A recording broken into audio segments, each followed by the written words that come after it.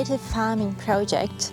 It's a project that aims to empower the farmers in the Mareeba region to adopt some more sustainable agricultural practices. I'm John Jennings. I'm a farmer trying to transform to more conventional methods, and this is one approach. I'm Jeff Watson.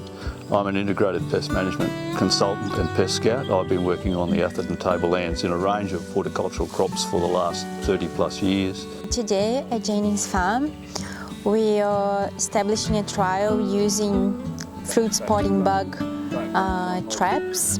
Fruit spotting bug has to be the biggest challenge for us. It just marks every fruit and it's here nearly all year round, right from flower through to harvest. Fruit spotting bug's been a continual nuisance for all of my career. Initially we had some very good chemicals that controlled the bug and left a lot of the beneficial insects behind. But we're in a situation now where effective chemical control is very difficult. Unfortunately, we have to use chemical to control them at the moment, and hopefully this trial works and we can get away with using some of the nasty ones. The ultimate goal is to reduce the use of chemicals in this region and inspire other farmers to use these traps.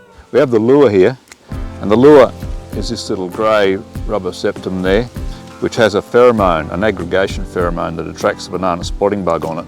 And the bugs actually walk on it, are trapped by the sticky panel, and this is how we're planning to try and reduce the numbers of bugs, because we put out these traps at quite a dense rate here. Most farmers want to be more sustainable in a way, if they can. If that doesn't mean economic loss, they all want to have a healthier soil, that's for sure.